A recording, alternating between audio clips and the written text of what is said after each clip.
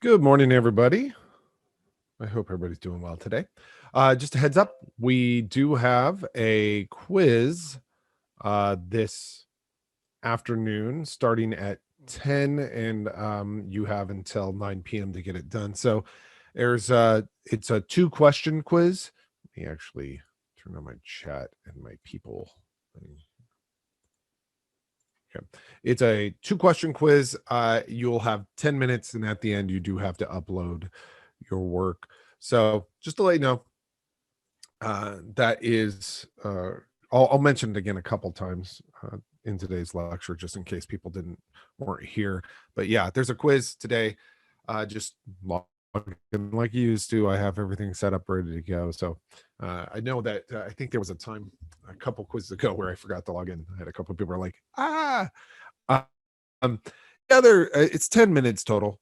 10 minutes total is the quiz. So it's not too bad. All right. Let's see. And it's on 11.1.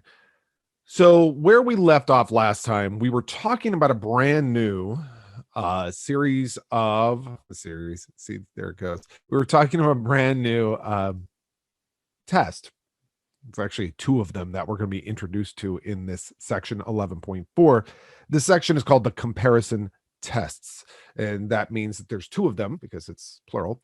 The very first one is the one that we're used to from integrals, from improper integrals. We had the comparison test for improper integrals, which allows to say that if we had an integral, oops, I need a pen that actually writes. If we had the integral from, let's just say, 1 to infinity of 1 over 3 to the x plus x dx, we could trade it out for, or not trade it out, but we can compare it to the integral of a different function that is either greater than 1 over 3 to the x plus x, or less than 1 over 3 to the x plus x. If you don't recall, but I'll describe it right now.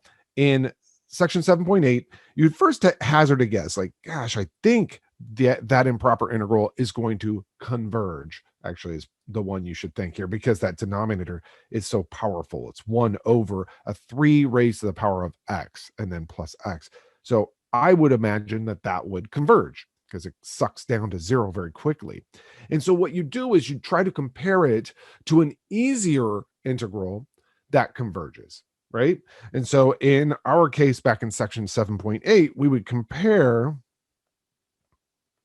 Is there a reason why my pen is so massively large? Oh, it's just because I'm zoomed in. Compared to, let me see if that's right.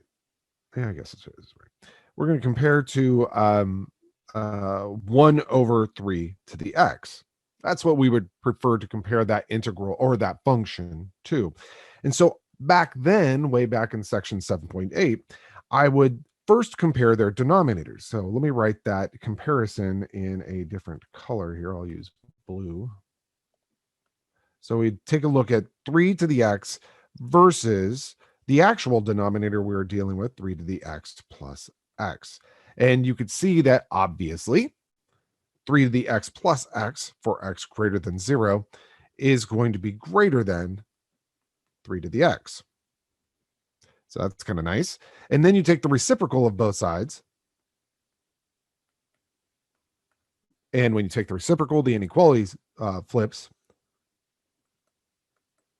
And you have to note that this is actually positive. That's the only way you can work with this, is if you're working with positive functions.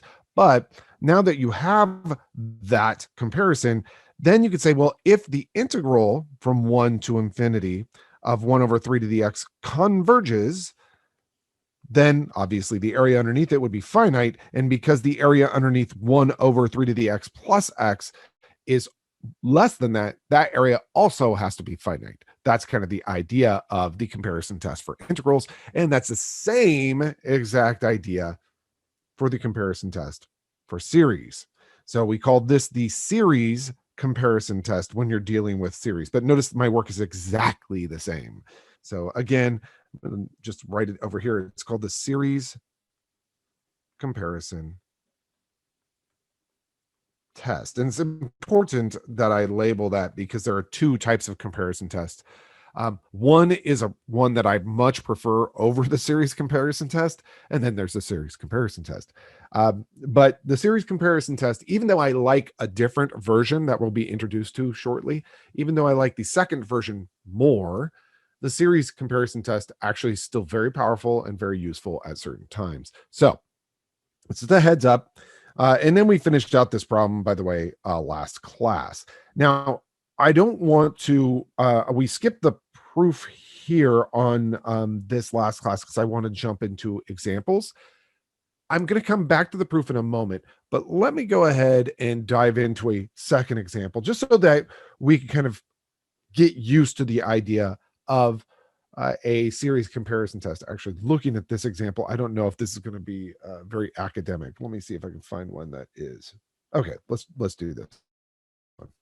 I'm just skipped to example 3 because this one will reinforce the ideas that we were just dealing with. So, okay, in example 3 here, determine whether this series is convergent or divergent. Well, I definitely think that, or I should say, first thing I'm going to do is just write down a few of the tests that we know. Divergence test, well, that's not going to work out. So I'm just going to put a red X there, right? Because if you think about it, as n goes to infinity, this sequence will tend to 0. So there's no point in me even bothering with the divergence test. If it didn't tend to 0, then divergence test would apply, and I can immediately say, yay, it diverges, and by the divergence test. But unfortunately, that limit does become 0, so divergence test doesn't apply. It's definitely not geometric.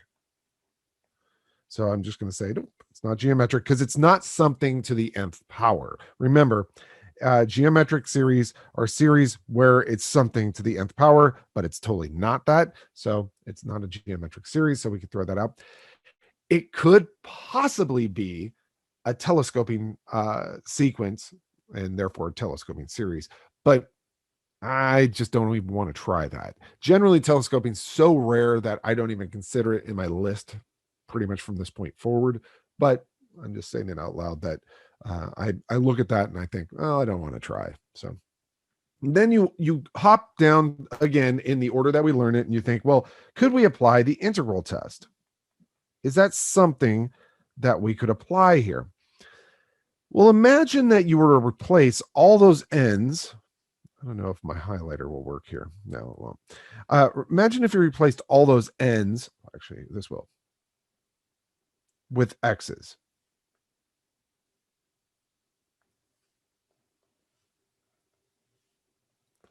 And you were to try to integrate x over x squared minus cosine of squared of x. That would be terrible. That just would not be fun to do.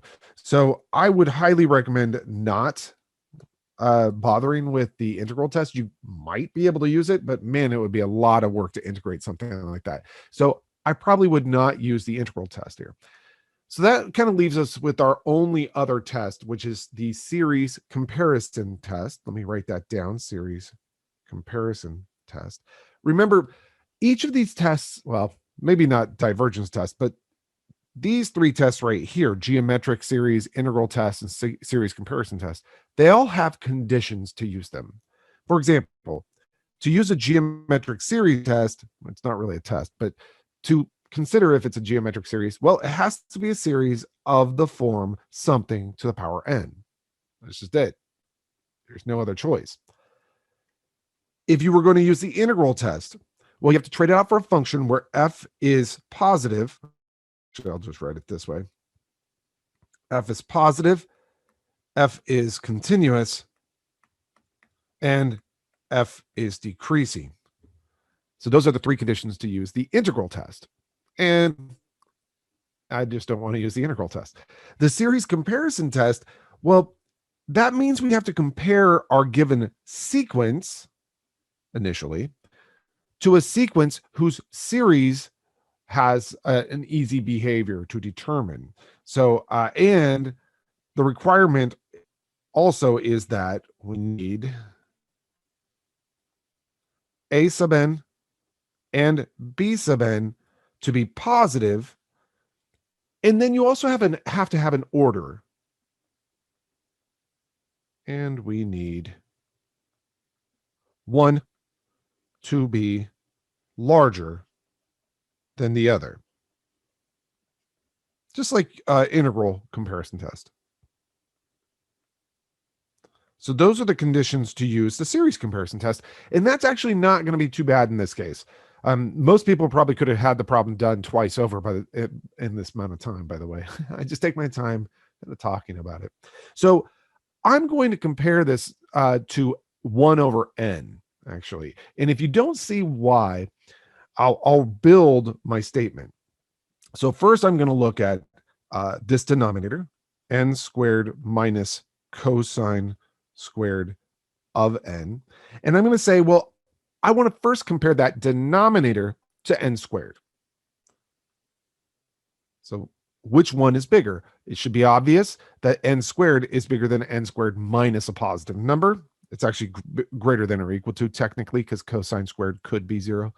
Not that the equal to part is not that important. Now I'm going to take the reciprocal of both sides to shove that stuff into a denominator.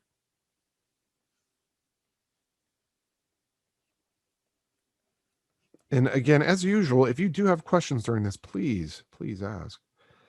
And then I'm going to rebuild my original sequence by multiplying both numerators by n. Let me put a little bar here.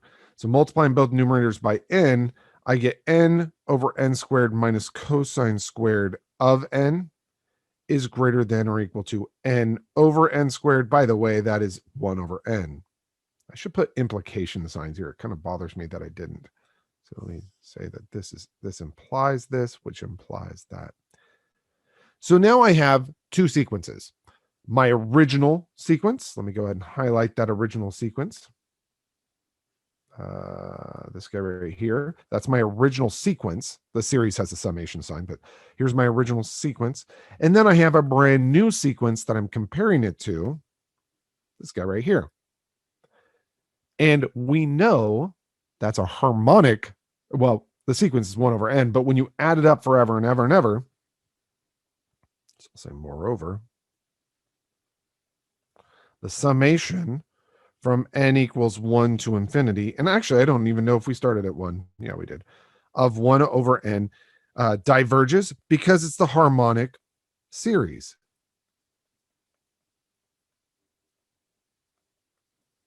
It's not really called the harmonic series test. You can call it that if you want to. It's just that it is the harmonic series. And by we have a single theorem just for that series that tells us that that series diverges. So because that series, which is built on a sequence that's below our original sequence, since that series diverges, so does the series of our original sequence. So this implies the summation n equals 1 to infinity of the greater sequence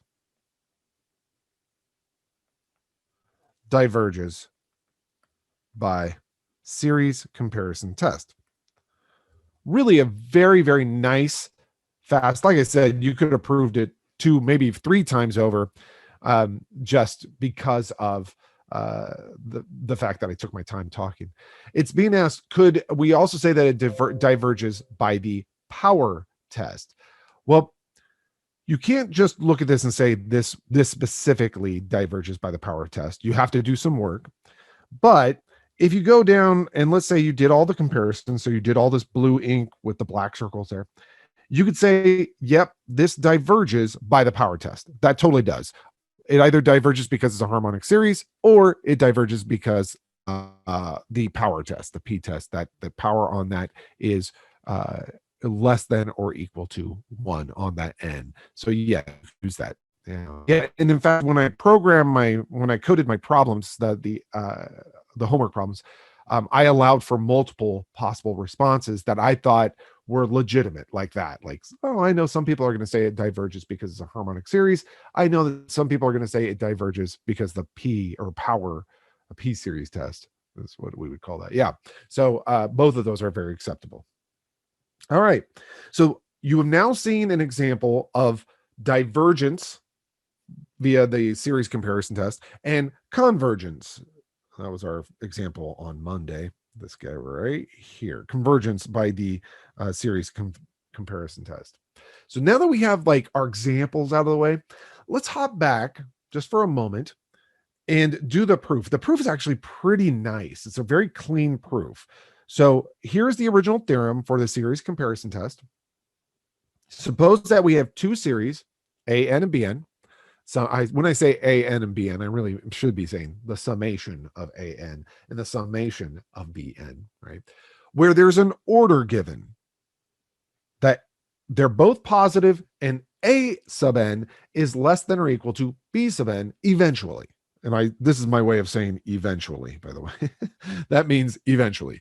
Like for some number that's greater than, let's say, 10, that we have a order that holds.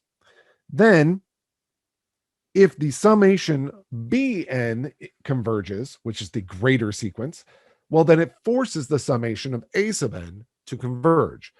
And if the summation A sub n is divergent, and remember A sub n is the smaller of those two sequences, and so if the summation of that blows up, then so does the larger sequence because the one below it blows up. That logically should make sense. Let's go ahead and just quickly, the proof is very nice, so let's just quickly do it. We're going to let, we'll deal with partial sums here. So we're going to say let capital S sub n be the partial sum of A sub n. In other words, it's adding up the first n terms of A, of the sequence A sub I. I had to switch out the lettering because I wrote S sub n there. So, but S sub n is just if I add up the first 10 terms of that sequence A sub n. Okay. And we might as well just do the same thing for B sub n. So we'll let T sub n equal the summation I equals 1 to n of B sub I. Okay, great. So we have these partial sums. What the heck does that matter? Well, let's go ahead and deal with the first one here. And once you see the first one, the second one's actually pretty easy. So I'll just write down number one. If the summation, the infinite series of B sub n is convergent, that down.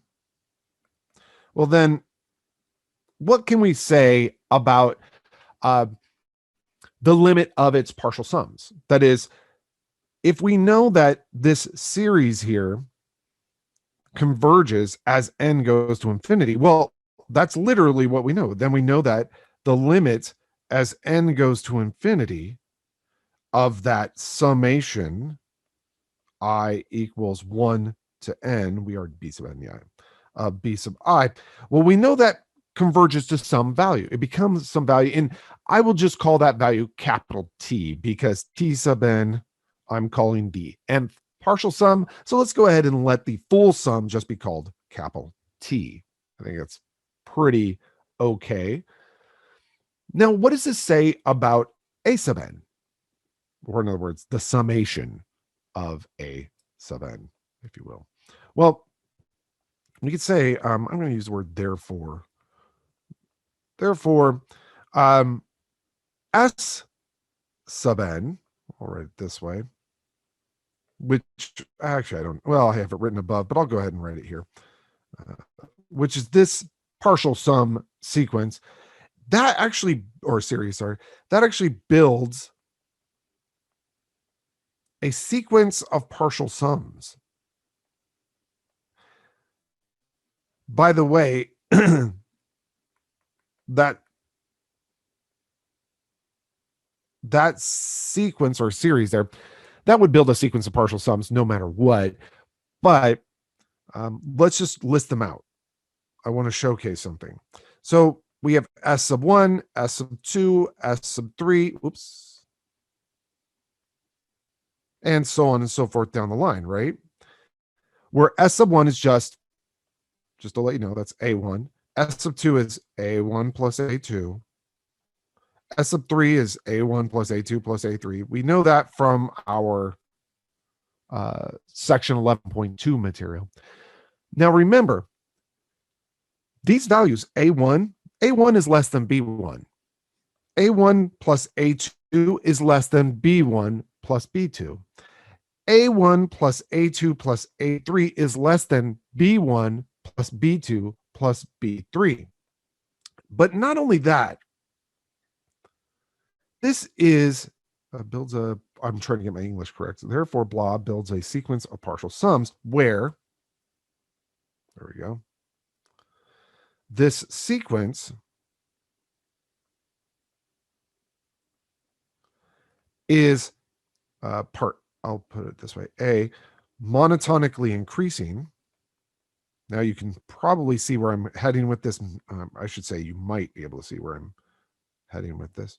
It's monotonically increasing sequence because from the very beginning, we had mentioned we're given two series with sequence terms that are positive.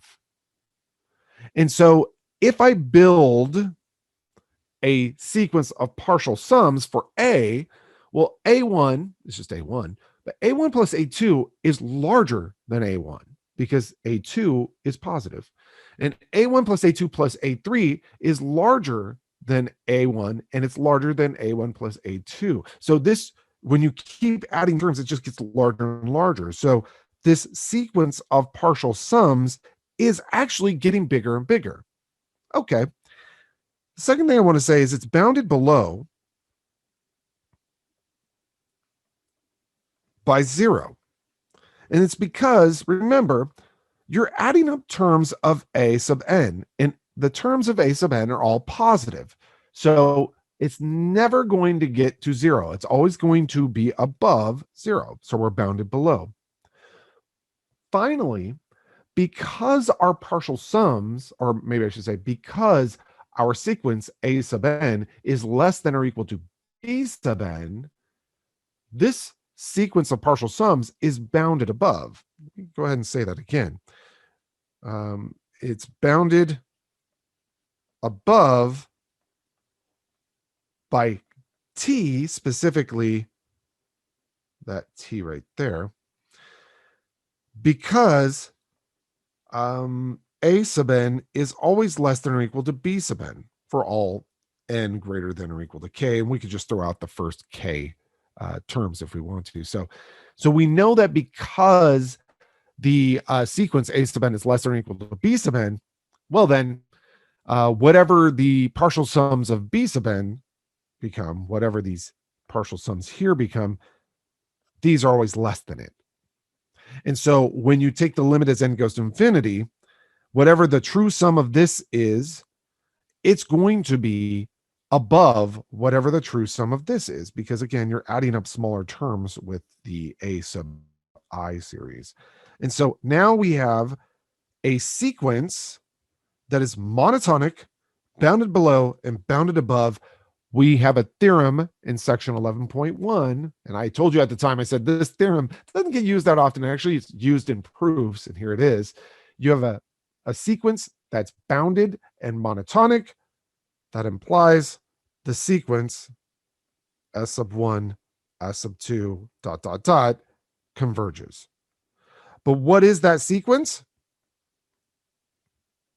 Well, that sequence, well, what does it mean if I tell you that sequence converges? It means that the limit as n goes to infinity of S sub n is equal to some number S, which implies that the limit as n goes to infinity of the summation I equals 1 to n of A sub I converges to some value S.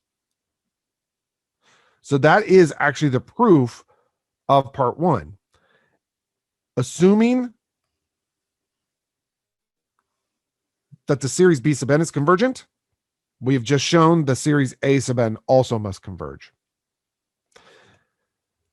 A similar proof actually showcases that if A sub n is divergent, then the summation of A sub n is divergent, then the summation of B sub n must also diverge. So I'm not going to bother with the second half. That's actually in the textbook. But this one's kind of a nice, the harder of the two. Actually, I would say this one's the harder of the two. So that's a good kind of proof to do. Again, you're more than welcome to ask questions on this. I think that proof, while it's understandable. I could easily get that that there might be questions on it. So I'll take a sip of my chai while you think. And while anybody thinks about this, I do want to remind you, quiz today, starting at 10 a.m. And you have until 9 p.m. to actually, let's say 8:30 to log in and do the quiz. It's a 10-minute quiz, 2 questions. Okay. Show your work, upload your work. All right. It's on 11.1, like I said. There is a password, so remember to log into Zoom. All right. I don't have any questions on this, so I'm going to forward a little bit. This is something, I mean, all of this is something, all these topics are things to pay attention to, but this one specifically is going to be your downfall if you don't pay attention to it. So pay close attention to what I'm saying right now. I hope you pay close attention to what I'm saying normally, but if you don't, pay close attention to this. So here's a series. It involves factorials. Just to let you know, anytime that you see a factorial in a series problem, there's no way you're going to use an integral test because you've never taken the integral of x factorial over x to the x power. That's just not going to happen. So you can immediately throw out any type of integral test to determine the convergence or divergence of this series. Just forget about it. No good. So what are you going to do? Well, you have the divergence test, but again, really, really difficult to determine if this converges or if this diverges by the divergence test offhand.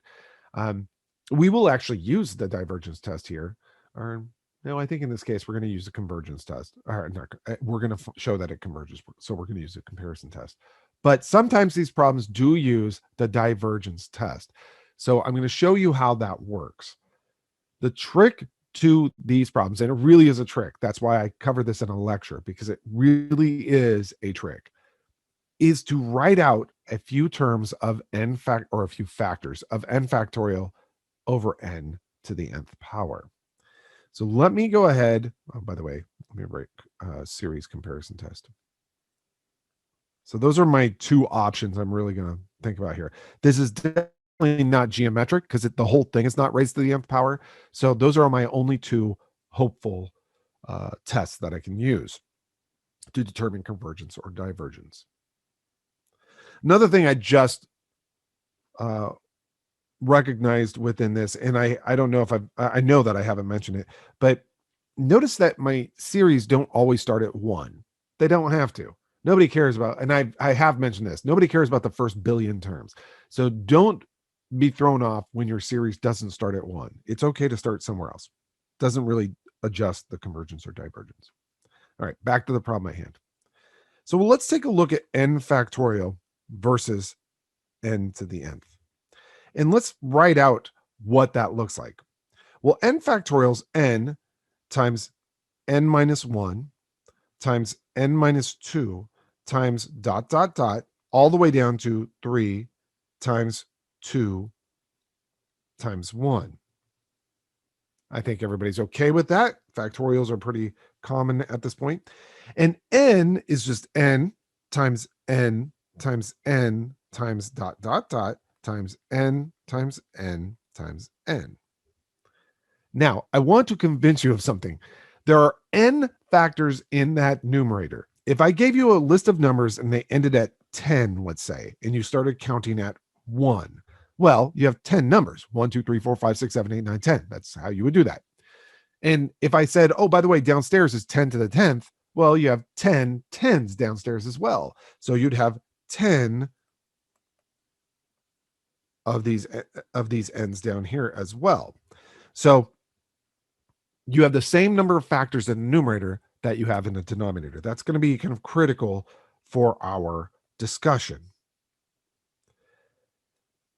The hardest part, I think, of these problems is to figure out, will this n factorial over n to the nth, do I think that's going to converge or diverge? You have to kind of make a commitment from the beginning. So let me showcase the break that you're going to do. You're going to break that single fraction right here into n fractions. The first one will be n over n. The second one will be n minus 1 over n. The third one will be n minus 2 over n, and so on and so forth until you get to 3 over n, 2 over n, and 1 over n. Now, I hope up to this point, this is okay. You're just looking at this going, well, okay, I buy that, I buy that, I buy that, I buy that. Now, I'm going to try to justify that this will converge without actually doing the mathematics first. I claim that the summation of n factorial over n to the nth is going to converge because that denominator is much more powerful than the numerator. That denominator is n raised to the nth power. That numerator is actually not that powerful. And if you look at this fractional decomposition, if you will, you can see that first term is n over n. Next term is smaller than that. Next term is smaller than that, and so on and so forth. They all get smaller and smaller along the way. So what I think is going to happen is that this product will suck down the zero very quickly because it's basically a product of numbers less than 1, except for the first number. And in fact, let me go ahead and write this. I'm going to say that this is equal to, nope, I'm going to be even better than that. I'm going to say that this is, that the left-hand side here is less, well, I think I want to go greater, actually. Do I want to go greater? No, I'm going to say it's less than. It's less than, because I think that this will converge. So I need this fraction right here to be less than something that I know will converge. So I'm going to go ahead and say, you know what? This is less than. Well, wouldn't you agree? I'll write less than or equal to at first. Wouldn't you agree that n over n is less than or equal to 1? I hope you would, right? Because it's actually equal to 1. Wouldn't you agree that n minus 1 over n is less than or equal to 1? Think about it. Let n be any number you want, like 100. Well, then n minus 1 over n is 99 over 100. That's definitely less than 1. And wouldn't you agree that n minus 2 over n is definitely less than 1? And that argument will hold all the way down till you say, oh, 3 over n, that's definitely less than 1. Now, here comes the trick. You thought that was the trick? No, this is the trick. I'm going to keep 2 over n and 1 over n at the back end. The reason why is because I want to have this fraction right here. I want that fraction to be less than a sequence whose summation I know converges. And if you take a look at this right now, we have suddenly arrived at the fact that n factorial over n to the nth power is now less than, it's technically not equal to, it's going to be strictly less than, it's less than 1 times 1 times 1 times 1 times 1 times 1 and so on and so forth times 2 times 1 over n times n. And you happen to know something about the summation of 2 over n squared, or even 1 over n squared. So, by the way, this is greater than 0. So we have two positive sequences, and we happen to know the greater sequence, its summation. We were starting at 5, so I'll just do that. Which is 2 times the summation n equals 5 to infinity of 1 over n squared. We know that converges by the p-series test.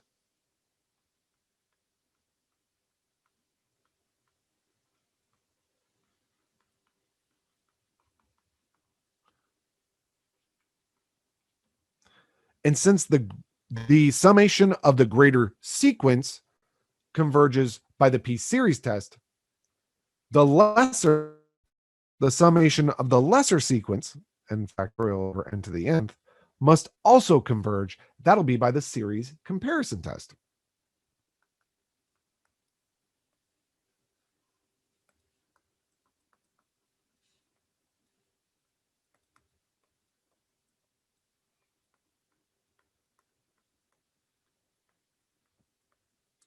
So the main reason why it converges is the primary reason why it converges is the series comparison test.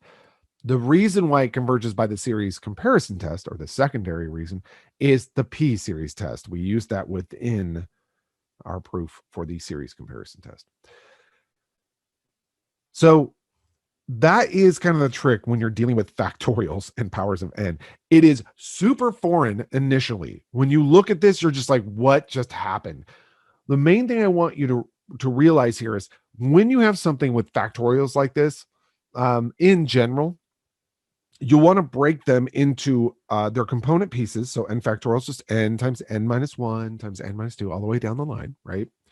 And same thing with the denominator there. And then break those into their own component fractions. That's this, this part right here.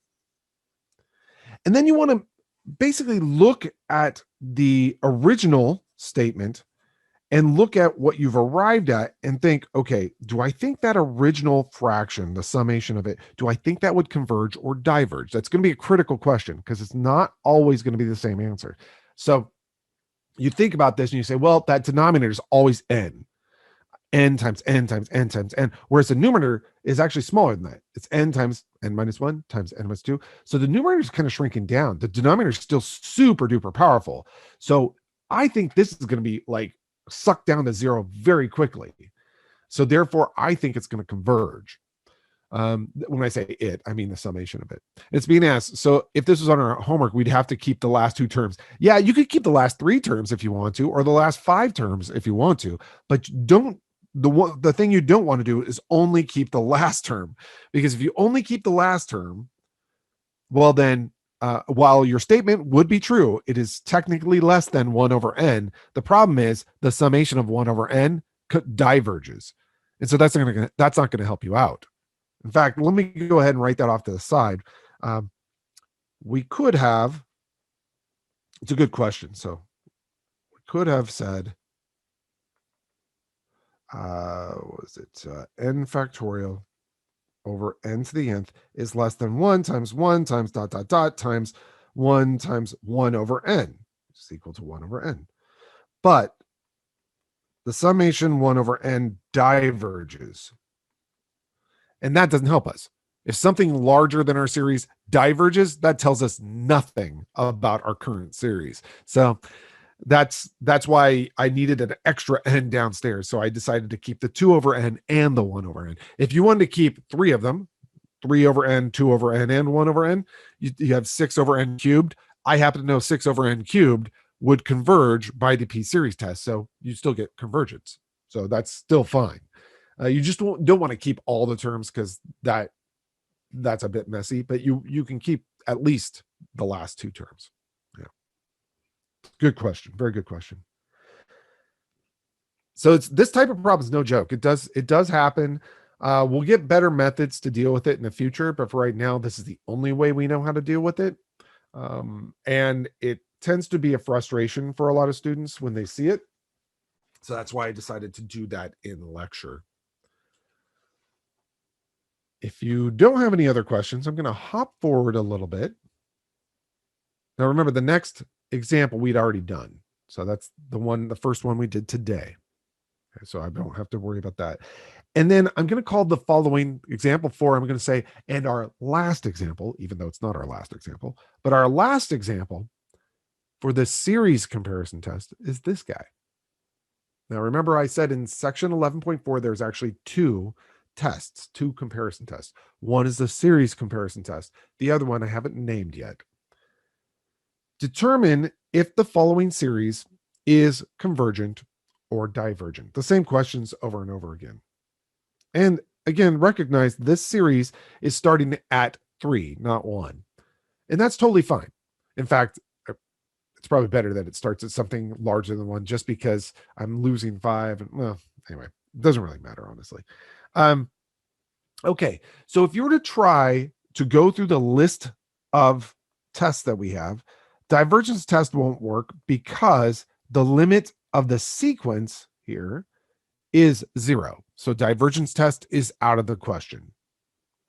I don't want you to think that the divergence test is never usable. In fact, it often is usable. That's why I always start with it.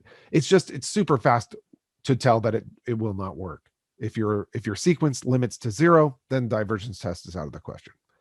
It's definitely not a geometric series. So I'll just go ahead and put a red X there.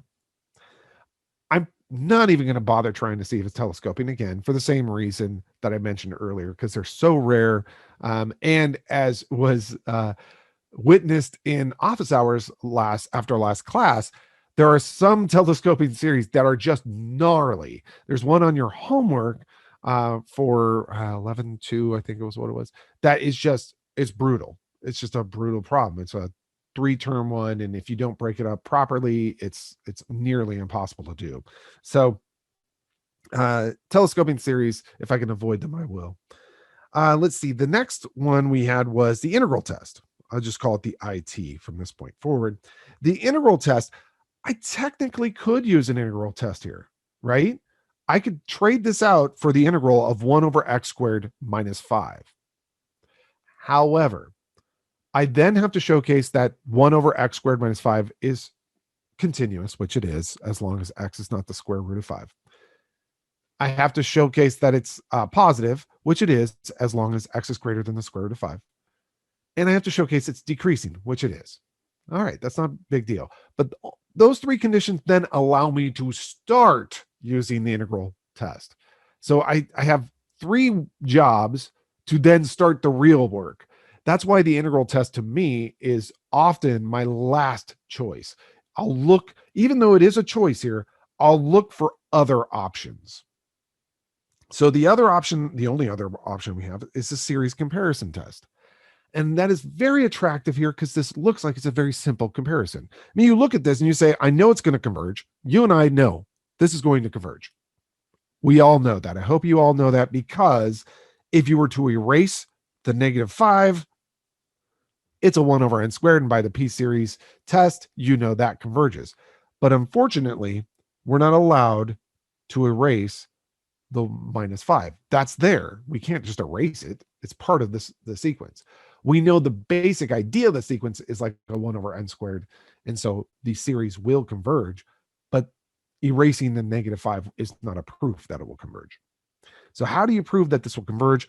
Well, let's try the series comparison test. Notice I'm using red ink here. It's not that it's bad, it's that it won't work. So we're going to look at this denominator, n squared minus 5, and we're going to compare it to something just as easy, like an n squared.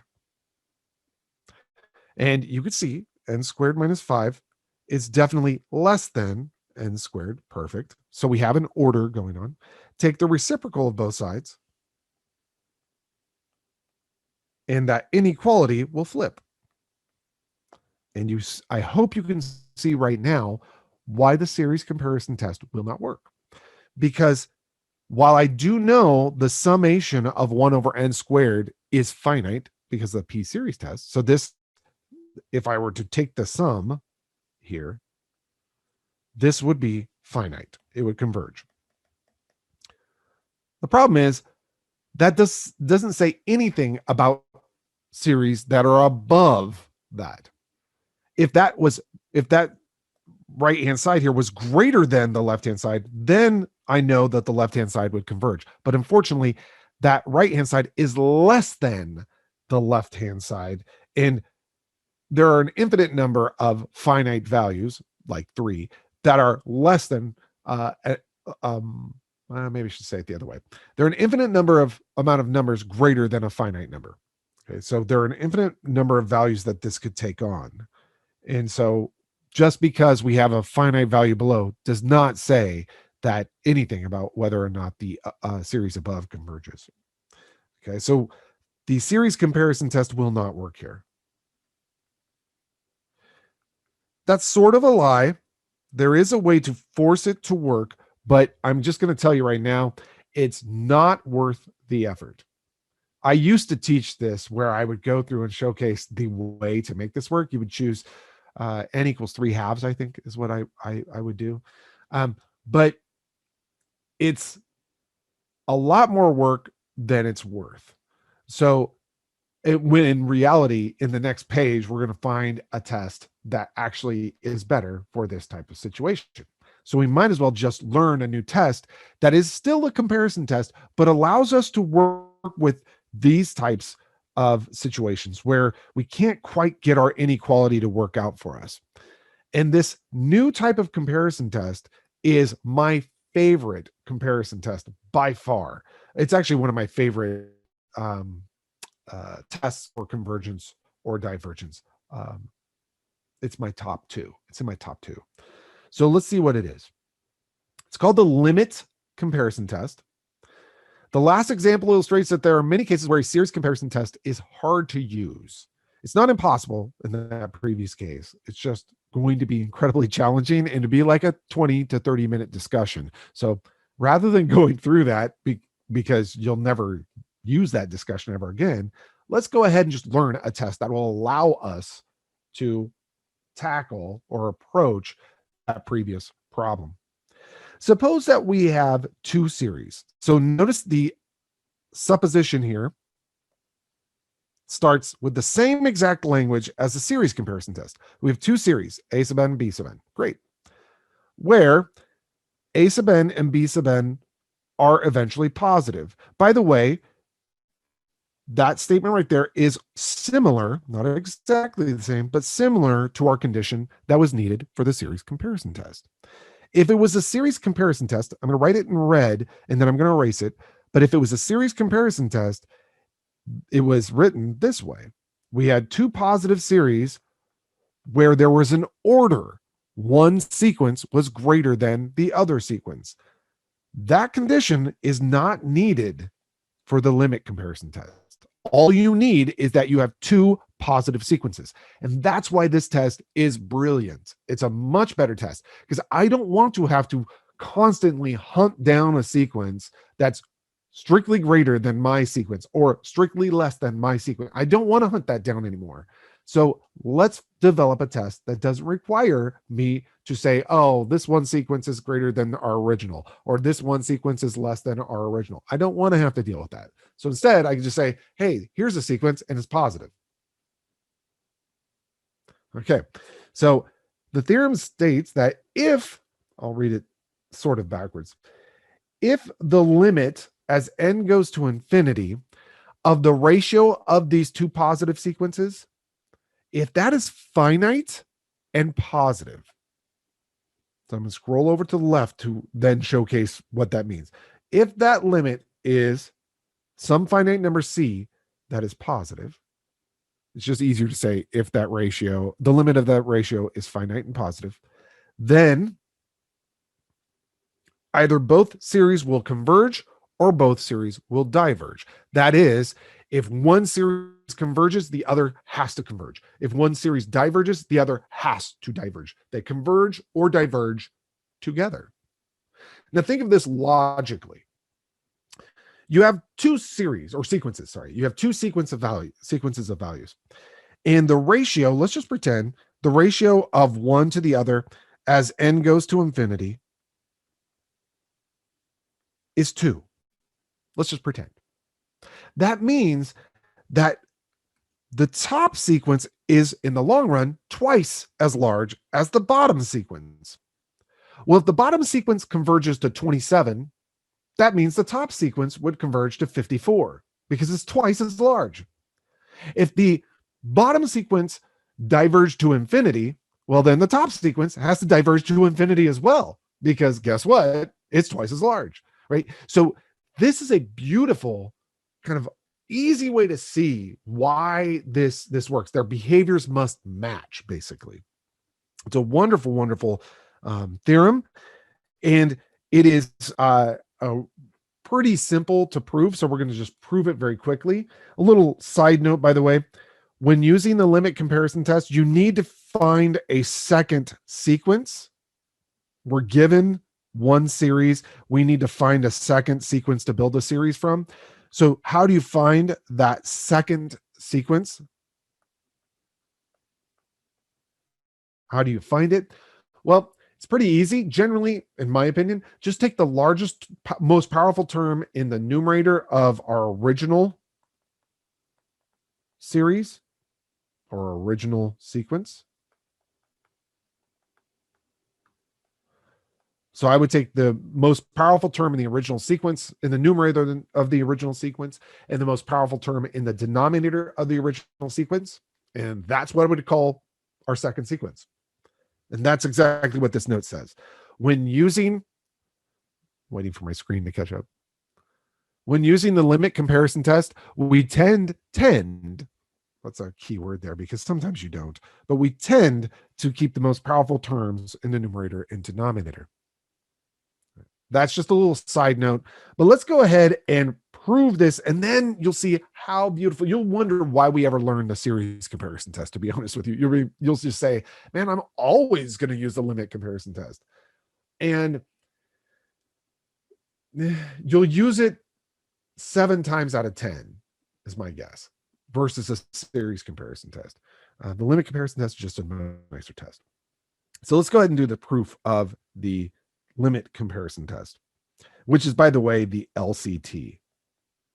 So we have the SCT and the LCT, and I'm waiting for my screen to catch up.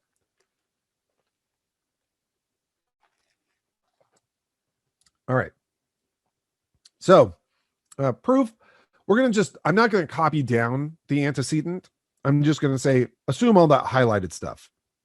Suppose we have two series, A sub n, summation A sub n, and summation B sub n, where A sub n and B sub n as sequences are eventually positive. Okay.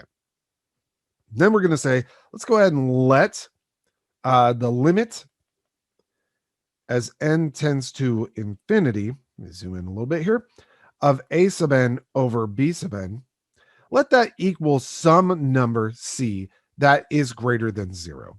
So let's just assume that that limit tends to some finite value that's positive. Okay. If that's the case, in fact, instead of let, I'll just say if that's the case, then for large enough n,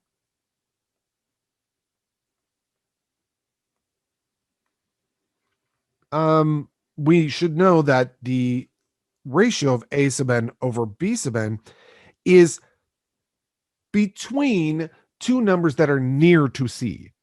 In other words, because the limit of this ratio is tending to some finite positive number C, I know that for n greater than 1 billion, for example, that ratio is between some small number we will call little m and some large number, which we'll call big M.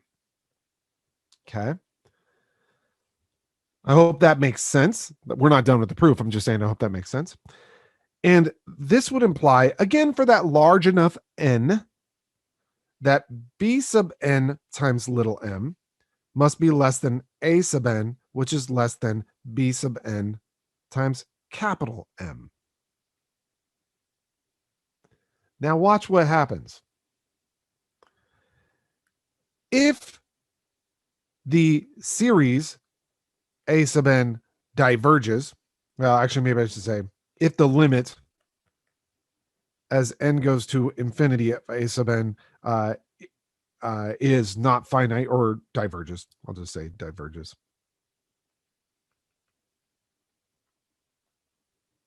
then because that A sub n is below B sub n times capital M is just a finite number. It's not going to change the convergence or divergence of B sub n.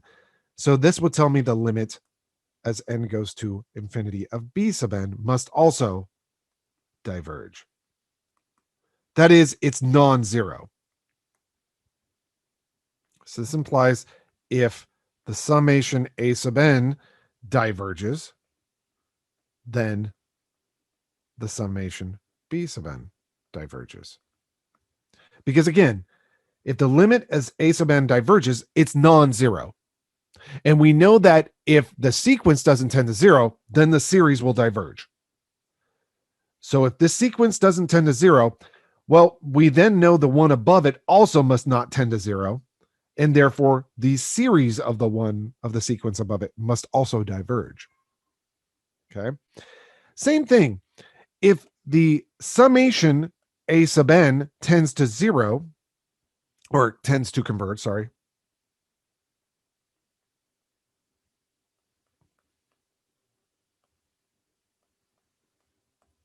then the summation little m b sub n converges. Again, that would be by the series comparison test. And of course, little m is just a constant, so that tells me little m can be factored out, but that tells me that the series itself, little b sub n, the summation of b sub n must converge without the little m. So convergence above, remember, implies convergence below. Divergence below implies divergence above. It's a really nice theorem, kind of pretty decently easy to grasp.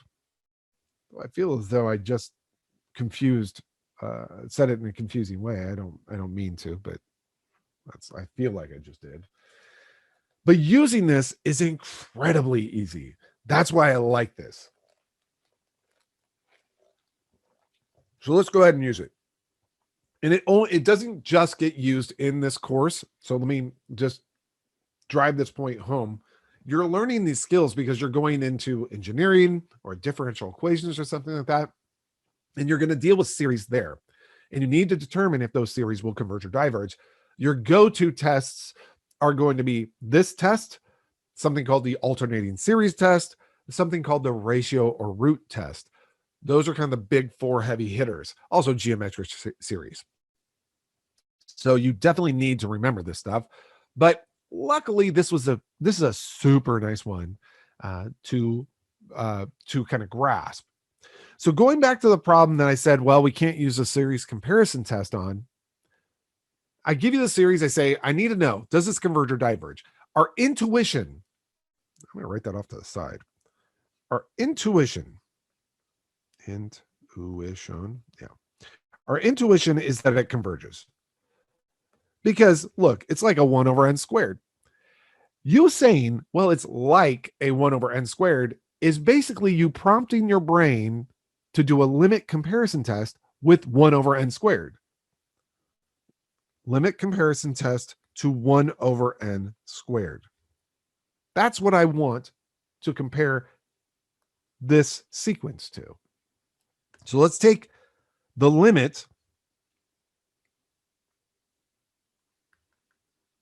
as n tends to infinity of the ratio of one sequence to the other. And honestly, it doesn't really matter which one is going to be the numerator and which one is going to be the denominator. So let me go ahead and just pretend that you decide I'm going to look at this. Yay for you for doing it that way. Good for you. If you write this in a better format, this is 1 over n squared minus 5 times n squared over 1, because division by 1 over n squared is multiplication by its reciprocal. And that's just the limit as n tends to infinity of n squared over n squared minus 5. And we know that's going to be 1, which is a constant. It's a finite number greater than 0. So that tells me that these series, the series that you see here, and the series right here, they converge or diverge together. That's what the limit comparison test allows us to say, is that they both have the same behavior as series. Well, I happen to know that this converges by the P series test. I'm going to do PST for P series test. So if that converges by the P series test and both of these have the same behavior, convergence or divergence, by the limit comparison test, then I can say that implies the summation n equals 3 to infinity of 1 over n squared minus 5 converges. And it converges by the limit comparison test. It's a very, very powerful, easy, and fun test. Everybody loves to do it. Everybody's doing it. Everybody's doing it. Now, I did mention that it doesn't actually matter which order you do it in. And let me see, there's a question. So as long as the limit exists and a sub n and b sub n, so as long as the limit exists and is finite, because technically some people say that an infinite limit exists, but it has to be a finite limit. So as long as it's a finite positive limit, both series will either converge or diverge together. Yep, that's it. So as long as when you take that limit of their ratio and it becomes a finite number, finite positive number, then you got it. It's super nice. Now, to reiterate something, you do not have to, you don't have to have your base, your original sequence in the numerator. You could have had it the other way around. So you could look at this. Let me zoom in here. The way we had it before,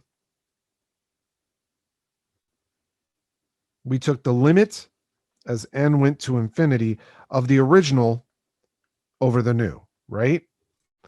The original sequence over the new sequence. However, you don't have to do that. You can do it the other way. You can do the limit of the new sequence over the original. It doesn't really matter because think about it. If that limit becomes finite and positive, if let's pretend that the first way, if the first way, this way, if that limited out to be, let's just say 7/3, that's finite and positive, isn't it? If you had flipped that, it would be 3/7. It's still finite and positive. That will never change. So it doesn't really matter which one you choose to be in the numerator. That's my lesson for you here, is that it really does not matter which one plays the role of the numerator. You could have this one as the numerator and this one as the denominator. So I want to make sure everybody gets that. This will still be ... 1. It's just the reciprocal of our original limit, which is still finite and positive. Finite and positive. Yay. Okay, so this still tells us that the series of these sequences converge or diverge together. Yay. The very final thing I want to mention when you're dealing with this stuff is that I would never, except for in this one example, write it like I am right now, as fractions over fractions. I don't know if anybody noticed it, but when I introduced the theorem had, I'll wait for it to zoom in. There we go. The theorem had this. Oh, you have the limit as n goes to infinity of one of your sequences over the other sequence, right? Original over new or new over original. It doesn't really matter to me. But I don't know if you noticed it. Off to the right, I wrote it this way.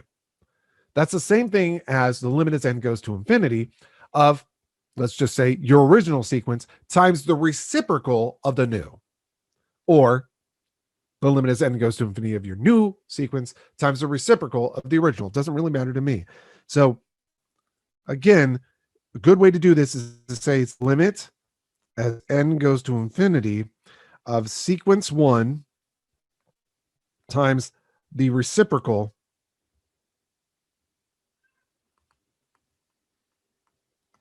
of sequence 2. That's just a better way to do it because you avoid having to deal with compound fractions that way.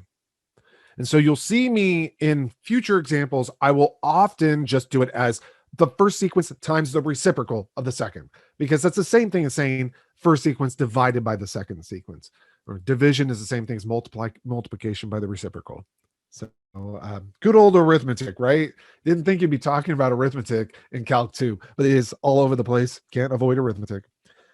So let's go ahead and tackle this sixth example. And this time when I do this, I'm going to go ahead and I'm going to do it the way I just said it, which is sequence times reciprocal of new sequence, or whichever.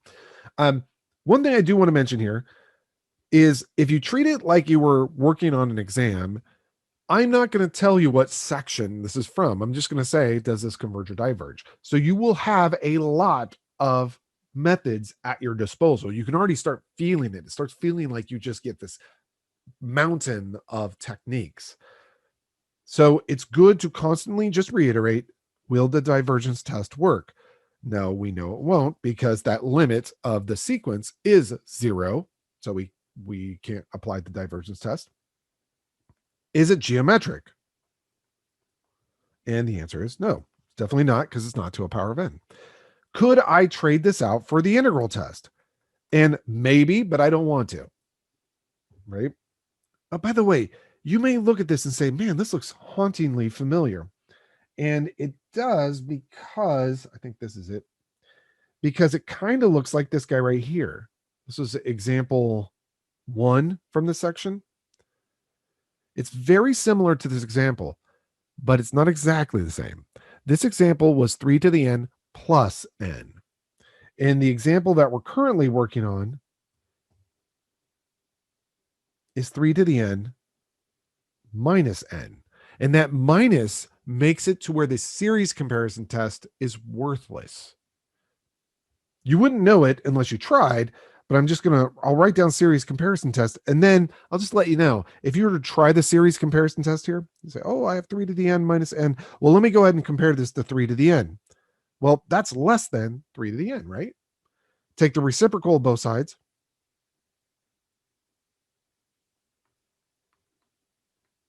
And now you have something that's convergent. Its series right here will converge, but it's less than our given sequence. So that's going to be a problem. So the series comparison test is worthless here. Notice it only took me a moment to figure that out. And this is important because when it comes to an exam, I could say, here's a series of the following 18 tests. There's not that many, but let's just pretend. Of the following 18 tests, which ones are the top 3? The best top 3 or something like that. And so you want to be able to quickly just look, boom, boom, boom, boom, boom, boom, boom. What are the best 3? In this case, we don't have that many tests, so don't worry. I'm not going to ask it right now, but all right. So our only other choice, notice I didn't put a red X on the integral test. Our only other choice is a limit comparison test. And as I mentioned earlier, if you're going to use the limit comparison test, you take the most powerful term in the numerator and compare that to the most powerful term in the denominator.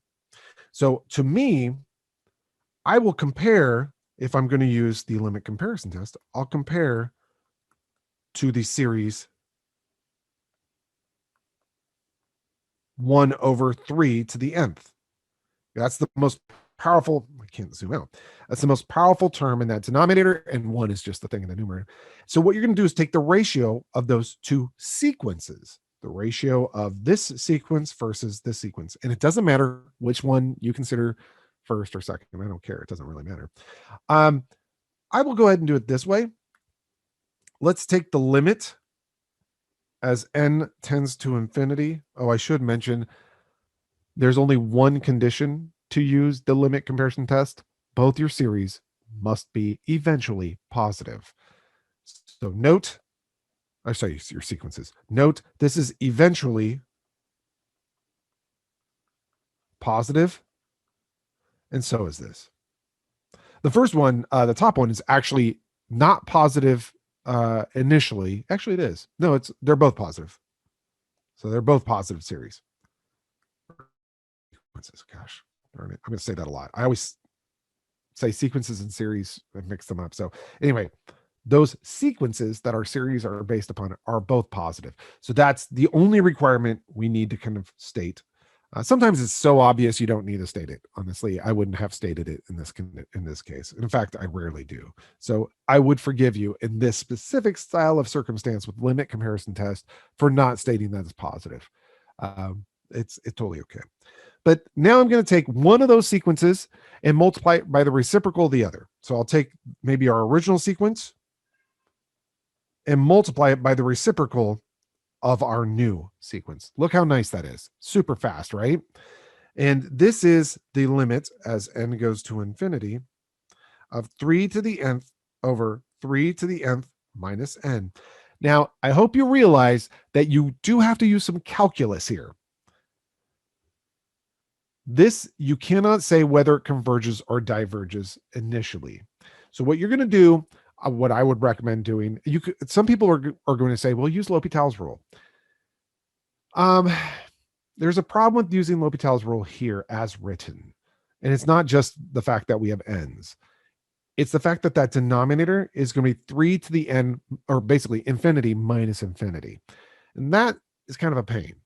So I recommend, if you're going to want to run L'Hopital's rule, which you kind of have to in this, that you divide both numerator and denominator by 3 to the nth power.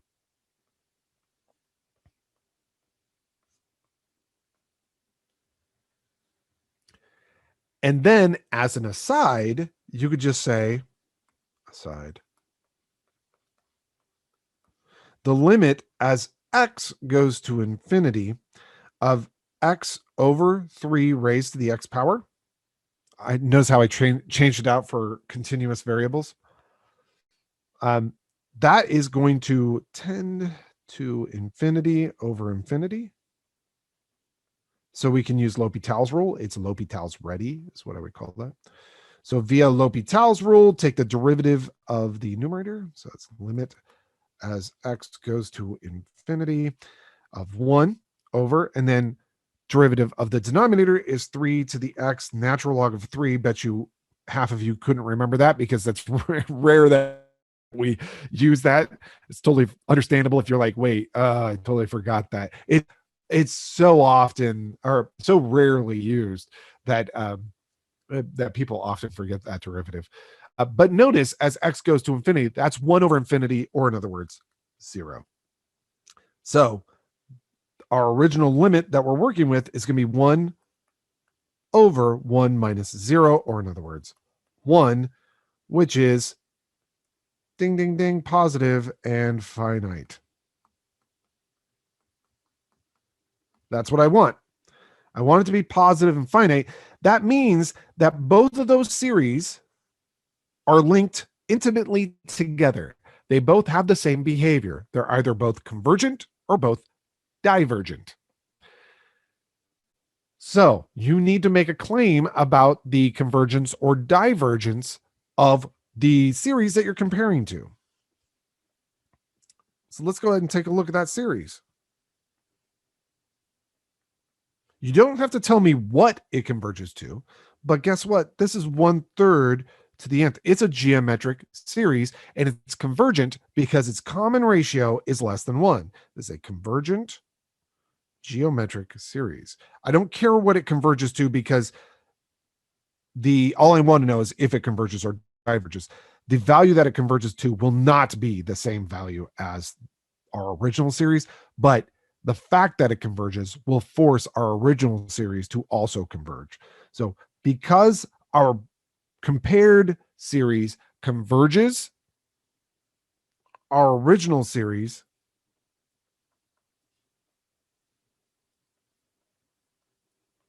converges by the limit comparison test. That's the primary reason. So I'm using this wording because in the homework I use that wording. So the primary reason for the convergence of our original series is the limit comparison test. The secondary reason is that when we prove that the compared series converged, we use the geometric series for the compared series. So the primary series converges because of the limit comparison test. The thing we compared to converges because the geometric series. Really a very beautiful way of doing this. And you will use L'Hopital's rule quite a bit. So just to let you know, you do have to switch into L'Hopital rule mode every once in a while. Not all the time, but it does happen. As you can see here. Questions on that one? And while if anybody is typing in a question, I'll just go ahead and in the meantime mention something I mentioned prior to break. The integration bee is going on. We're still working out details, trying to figure out the best way to set it up for an online environment, but it is still going on. It's going to be, I think at the end of April is what we're talking about, like April, last Friday in April, I think is what we're shooting for. April 30th, maybe. So 2.5 weeks. Yeah. All right. Nobody's typed a question. I'm just going to hit fast forward once here. Why not? This is kind of a fun looking one. Looks pretty terrible, doesn't it? So let's go ahead and take a look at this. Does this series converge or diverge? Something like this looks horrible initially. Let's go ahead and go through and just mention, I'm going to use DT for divergence test. Divergence test. As n goes to infinity, here's the quickest way to use divergence test. If the power of the numerator is the same as or greater than the power of the denominator, the divergence test is applicable. The numerator has power 2. The denominator technically has power 7/3, which is greater than 2. So the denominator has a little more power. So this will get sucked down to 0. So divergence test is not usable. You will see that in the homework. You can take the limit if you want, but the limit will be 0. So there's no point in trying the divergence test. It's definitely not geometric. I'll just write GS for geometric series. It's definitely not a geometric series. Let's see. Integral test. No, I don't want to. Even though an integral test might work here. Good. Look at that. Do you want to take an integral of 4x squared plus x over the cube root of x to the 7th plus x to the 3rd? Nor do I. It's not something I want to do. So it's not that I'm going to put a red X there. I'm just not going to consider it. And then I have my comparison tests. If I look at something like this and I can't quickly create a comparison like, oh, I know immediately this one series is greater than this or whatever, then I'll just jump to the limit comparison test. To me, the limit comparison test is so awesome. I rarely consider the series comparison test. I hate to say that because the series comparison test is very powerful, but the limit comparison test is so much more usable. Why is my cat continually meowing? She does that recently. She's on her last 3 legs, I think. So, all right, limit comparison test. Let's go ahead and compare to the following series. And going from 2 to infinity. I'll just compare to, you don't have to take the 4 if you don't want to, so I'm not going to. I'll just compare it to n squared over n to the 7/3. Notice I took the most powerful term in the numerator. I didn't take its coefficient. That really doesn't matter. Some people will. You'll have some instructors that will take that coefficient. You just don't have to. You don't have to if you don't want to. If you want to, go ahead, take it. That's okay. You could if you want to. It's not a big deal. And then notice in the denominator, I took the n to the 7th cubed root. I didn't bother with the n to the 3rd. And if you take a look at that, I'll keep the 4 in there. Why not? This simplifies down to 4 over n to the 1/3. Now, I happen to know this diverges by P series test. N is less than or equal to 1. So I've already stated my secondary reason. If the limit comparison test works, if I can compare these two limits, great. Then I happen to know that our original series will diverge if I can get the limit comparison test to work. So let's try the limit comparison test here. We'll take the limit as n goes to infinity of one of, let me use a highlighter, of one of these two highlighted sequences times the reciprocal of the other one. Okay. It doesn't really matter which one you do. So I'll go ahead and just do what I did before, which is I'll just take the original sequence and I'll multiply it by the reciprocal of our new sequence. Often that's a good choice. So it's not that it's going to make much of a difference, but every once in a while it does. If it doesn't work one way, then do it the other way. That's all. All right. So we get to this point right here. Now, you would distribute everything through. Pull out the 4th there because I don't need it. In the numerator, you'll have n to the 1/3 plus 2 or 7/3. 4 is in front of that, plus n to the 1/3 plus 1, which is 4/3. In the denominator, you'll have the cubed root of n to the 7th plus n to the 3rd. Yay. And now what I'm going to do is I'll factor out of that denominator. It's just a reminder of your Calc 1 course, essentially. I'll factor out of that denominator the radical itself, that is. Let me rewrite this stuff here first.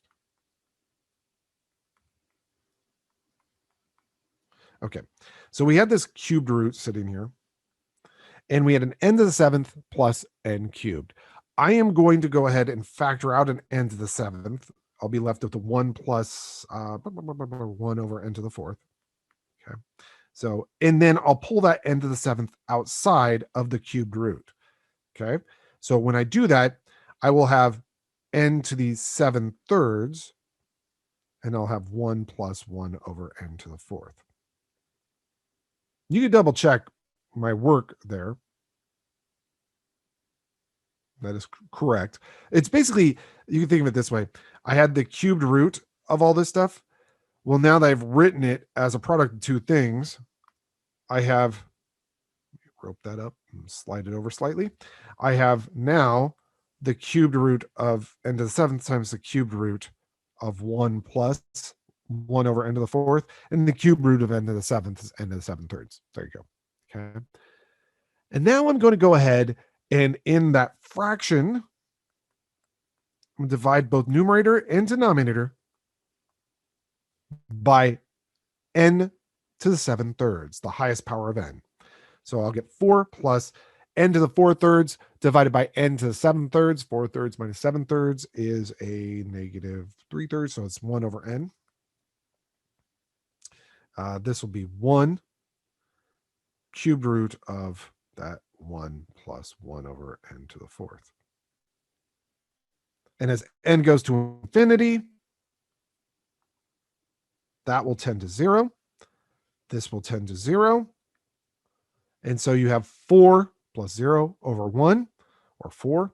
And that'll be 1/4 times 4, or 1, which is positive and finite. Yay. And that means both of our series converge or diverge together, but we've already stated our compared series diverges by the p-series test. So thus, our original series, n equals 2 to infinity of that messiness,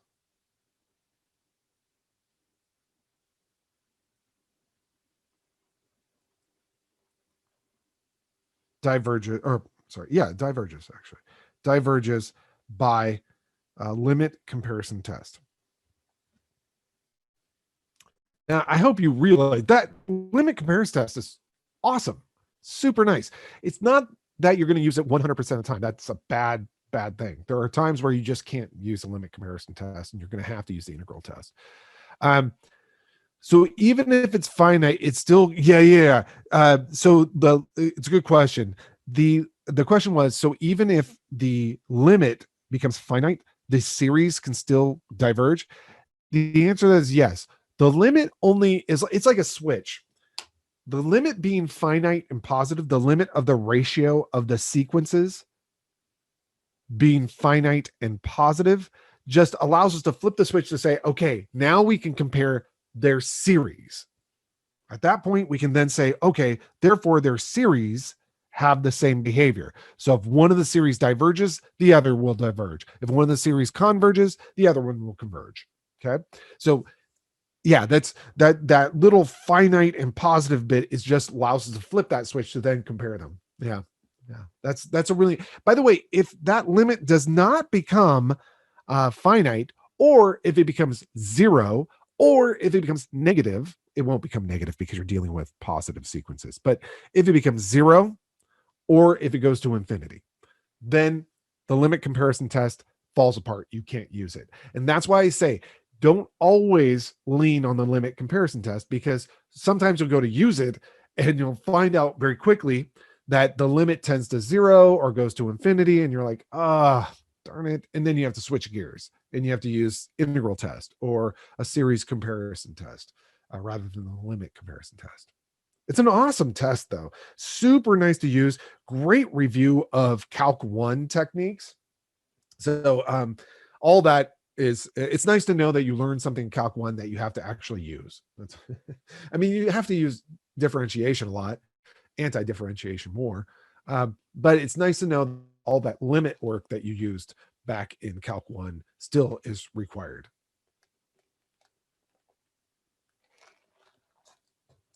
All right. So we have about 6 minutes left. Let me see what my next page is. So let me see what my next 2 pages are. Good. We'll end with this last example then. And the reason why is I think some of these I had pre-worked yesterday just in case. I think I pre-worked this one, but we'll find out. I actually did, but I threw it out. So this guy right here is a good ending point. Determine if this series is convergent or divergent. The first thing I'm going to say is, and I'm just going to say it out loud rather than write it down, divergence test. That limit of the sequence becomes 0. I'm going to tell you that because it's basically like a 1 over n, and as n goes to infinity, that tends to 0. So divergence test is out. The second thing I'm going to mention, it's not geometric. That's out. Third thing, integral test. I don't want to, so that's out. Fourth thing, series comparison test. Maybe, but if that's a maybe, I'm going to immediately think, well, maybe limit comparison test is a good thing to use here. So let's try the limit comparison test. Take the most powerful term in the numerator and the most powerful term in the denominator. And notice how I said term. The word term is critical in this conversation. So I'm going to compare this to the series n equals, I can't start it at 1. You'll see why in a moment. But I'm going to compare it to n over n squared natural log of n. And this should tell you why I'm not starting at n equals 1, because the natural log of 1 is 0. So I'm going to start my series at 2. Remember that you can always throw out terms. That's not that big of a deal. So I'm going to start at 2. So I'm going to compare it sort of to this. Let me clean this up a little bit, though.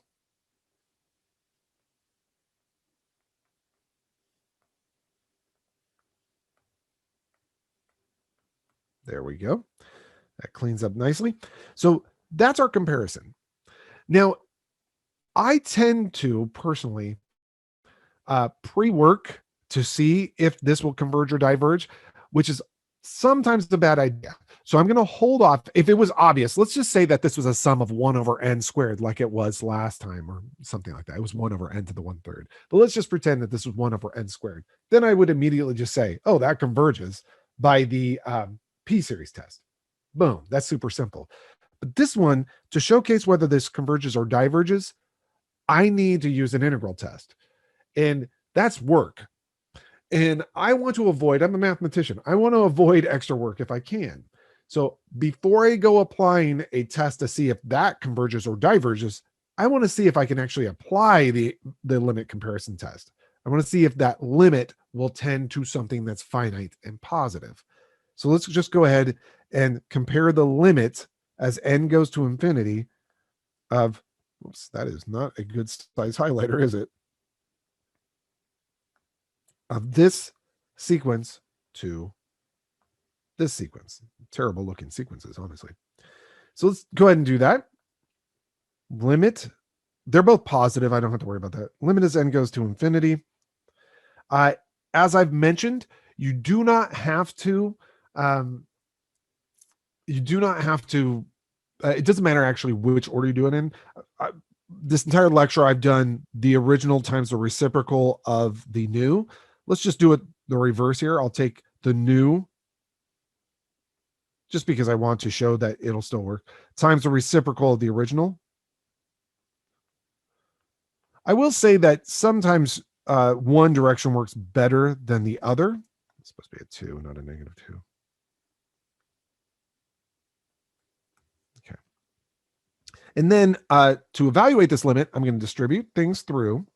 We'll just do it this way. Equals the limit as n tends to run off to infinity. In the numerator, I just have an n squared, natural log of n plus 5. In the denominator, I have a 2n squared natural log of n plus 17n natural log of n. And we want n to run off to infinity.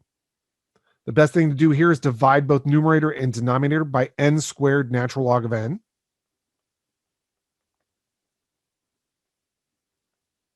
You get 1 plus 5 over n squared natural log of n, which we know that'll tend to 0, divided by 2 plus 17 over, let's see, I'm dividing by n squared, yeah, by n. And we know that tends to 1/2, which is finite and positive. Yay! Finite and positive means that both of these series converge or diverge together. Now, I know we're at 8:50, but it's just going to take me only a minute to do this. So I need to determine whether this series converges or diverges. For those who have to leave, I'm going to use an integral comparison test. So integral comparison test. I'm going to let f of x equal 1 over x natural log of x, which is continuous and positive for x greater than or equal to 2. And I know that f prime is equal to derivative of the top times the bottom minus the top times the derivative of the bottom.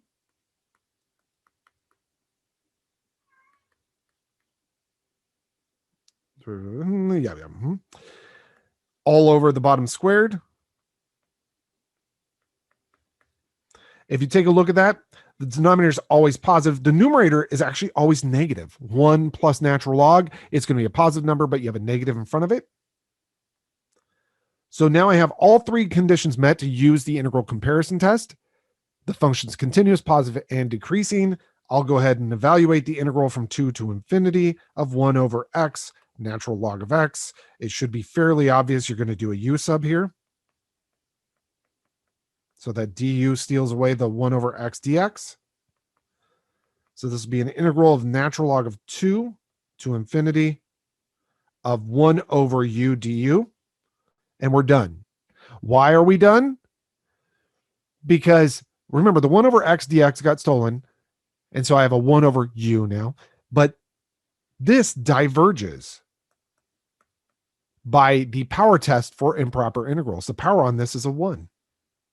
Diverges by power test for integrals. Since that diverges, this will diverge by integral test. And since that diverges, it's like dominoes. Since the integral diverges by the power test for integrals, the series diverges by the integral test, which means that our original series diverges by the limit comparison test.